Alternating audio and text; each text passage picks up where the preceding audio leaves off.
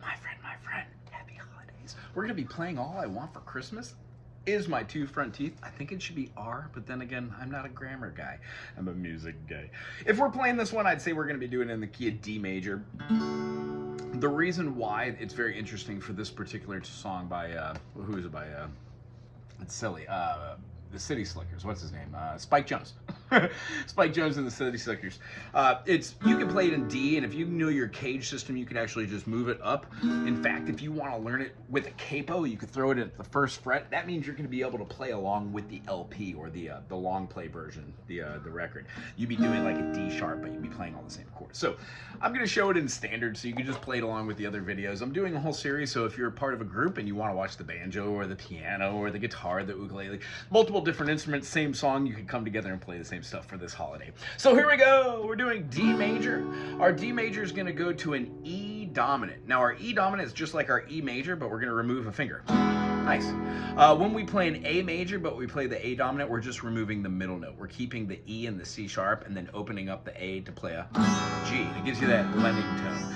Then again, I should show you how to play the D dominant. It's going to be putting the finger on the F note. Wonderful. The only other chords we're going to be playing in this song are going to be the G major.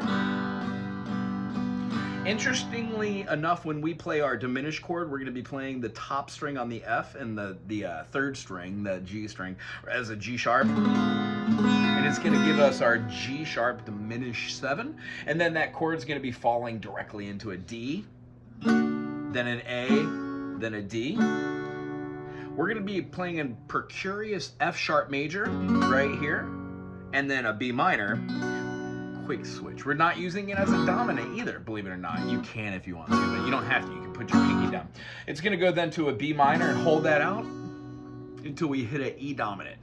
Another fun fact with the E dominant, you can put your pinky on the B string at the 3rd fret and achieve that note. And then when you play the other two notes, we're talking about the G sharp and then the B here, we're going to get a really full E dominant.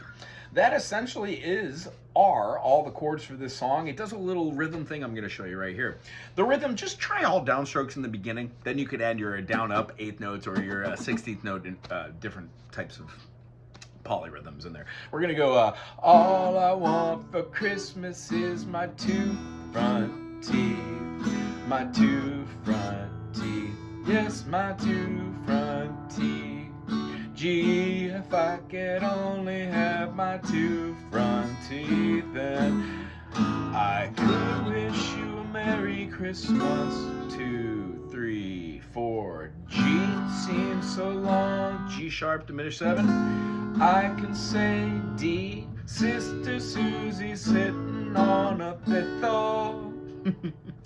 F sharp major.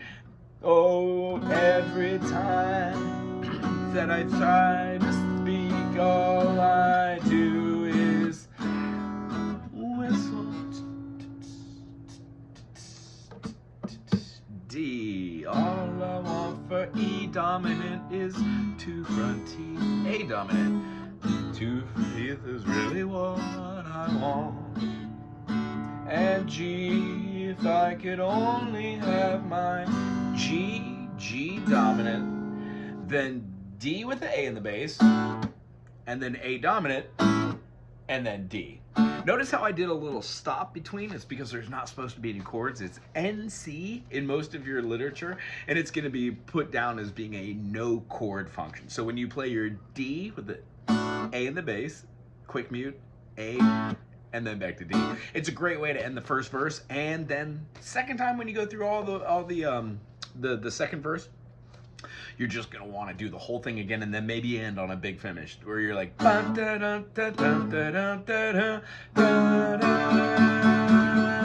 it's often fun to end on a D7 too, to give it like that ta-da. Anyway, if you enjoyed this as much as I did, I hope you have a great holiday. Aloha.